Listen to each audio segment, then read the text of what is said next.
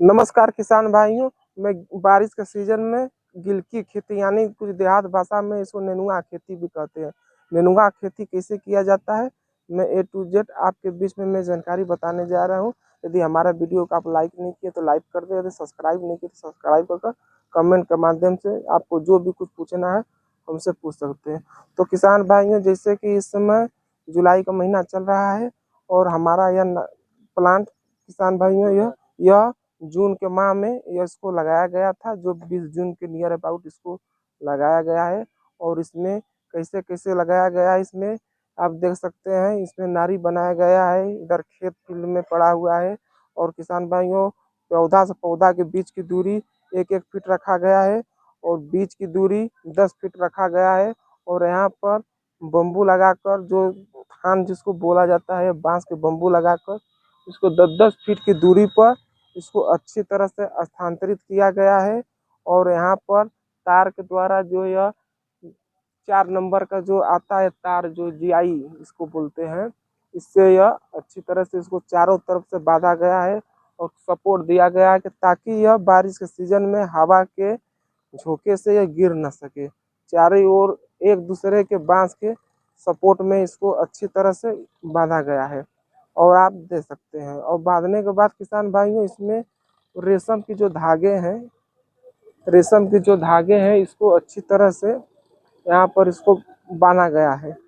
और रेशम की ये सब देख सकते हैं, इस तरह से इसको अच्छी तरह से यहाँ पर इसको बांधा गया है, ताकि हमारा जो गिलकी है यानी नेनुआ है, ये अच्छी तरह से पूरा इसका लता इसमें पहुँच सके और अच्छी तरह से फर सके। और इसमें बहुत ज़्यादा दूरी नहीं किया गया है, न बहुत ज़्यादा पास में किया गया है, वो अच्छी तरह से यह होगा। किसान भाइयों, यह हमारा गिलकी का पौधा 25 दिन का हो गया है, जो यह इस समय बहुत अच्छा ग्रोथ पे है।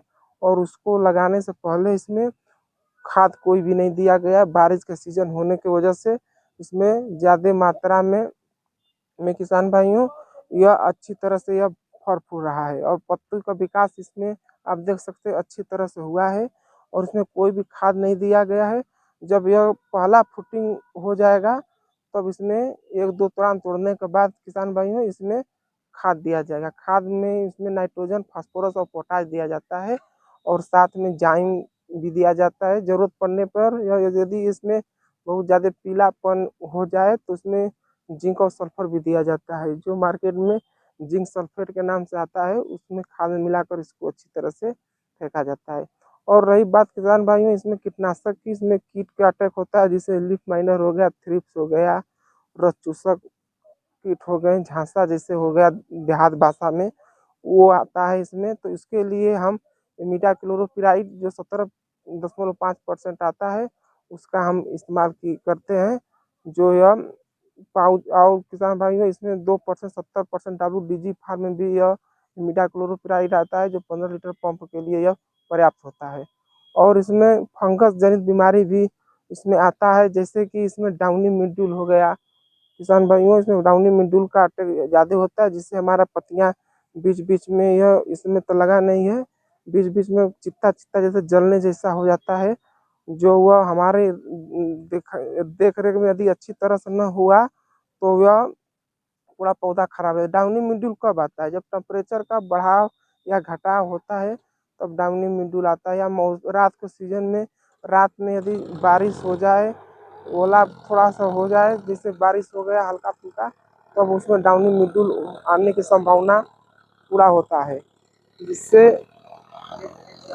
डाउनी मिल्ड्यू इसमें आ जाता है। तो इसके उपचार के लिए प्रिंटम में भी आप उसका इस्तेमाल कर देते हैं तो यह नहीं आता है। अगर आ भी जाता है तो नॉर्मली दवा की वजह से भी यह कंट्रोल हो जाता है, जिससे डाउनी मिल्ड्यू शुरुआती प्रियंटम के लिए आप कोई भी रेडोमिल जैसे गोल्ड हो गया किसान भाइयों, आप उसका इस्तेमाल कर सकते हैं। इसका इस्तेमाल करने से प्रियंटम में यह डाउनी मिल्ड्यू रोक सकता है।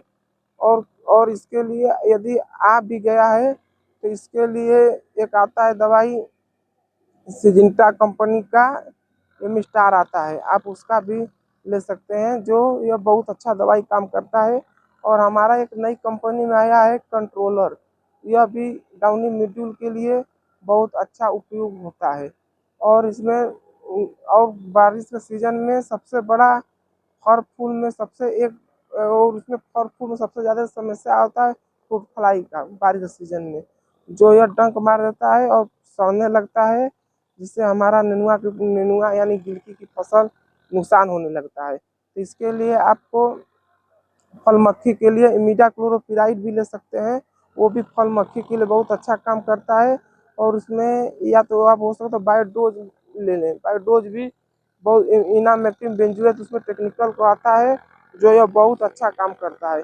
वह फल मक्खी के साथ साथ इसमें और उसमें जो जितना भी इलियाँ होती है उसमें भी काम करता है। और आप देख सकते हैं एक बार इसमें हम इमिडाक्लोरोपिराइड का कीटनाशक का स्प्रे किए हैं, जो कहीं कहीं पर यहाँ पर हम दिखा देते हैं प्लांट में कहीं कहीं पर इसमें गुर्चा जैसा लगा होता हुआ है, उसको मैंने ये कहीं फेंकने पर यह अच्छी तरह से यह फूल गया है। जैसे मैं एक प्लांट दिखाता हूँ जो लग गया था, इधर किसान भाइयों में दिखाता हूँ, आप देख सकते हैं इधर इसमें अच्छी तरह से ये एकदम गुरचिया गया था, देख सकते हैं इसमें यह पौधा खराब हो गया था इसमें।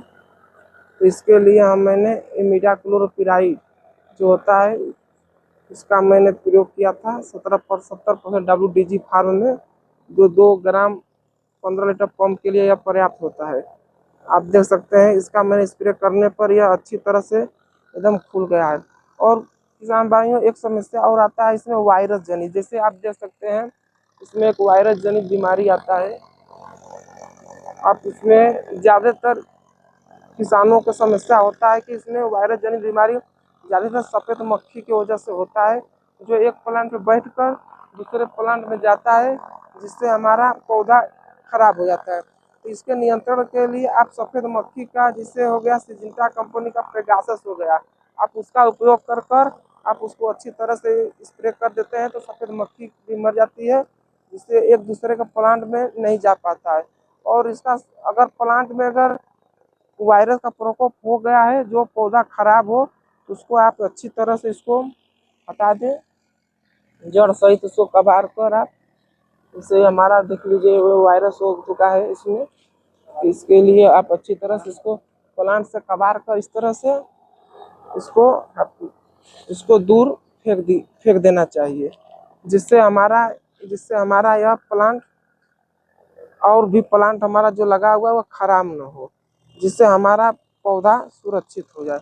और किसान भाइयों इसमें एक और समस्या आता है कि यदि आप फल लेने के बाद यदि आपको यह मर रहा है, जैसे इसमें कटिया आने के पोजीशन पे आया हुआ है, कहीं कहीं पे कटिया लगने वाला है, जिससे इसमें रोग लगा था इसमें कटिया आ गया है, कटिया मर ना पाए इसके लिए मिट्टी में खाद की जरूरत पड़ती है, जिससे में हम नाइट्रोजन फास्फोरस और पोटाश देते हैं, और उसमें साथ में जाइम भी देते हैं।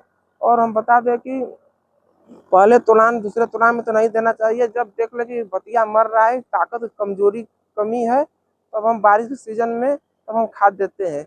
ये अगर कोई भी बीमारी नहीं आता है, अच्छी तरह से फल फूराते है, तुरंत तोड़ने के बाद ही उसमें खाद देना चाहिए। यदि आप हम बता रहे हैं कि बाद में क्यों खाद दे रहे हैं, यदि हम पहले खाद दे देते हैं तो क्या होगा कि वो पौधा एकदम ग्रोथ पे आ जाएगा, ग्रोथ पे आ जाएगा तो ज़्यादा नरगा करेगा, फर नहीं गिराएगा, जिससे हमारा ज़्यादा झमरा पे भारी हो जाने के कारण झमरा गिरने लगेगा, उत्पादन में बहुत गिरावट देखने को मिलेगा।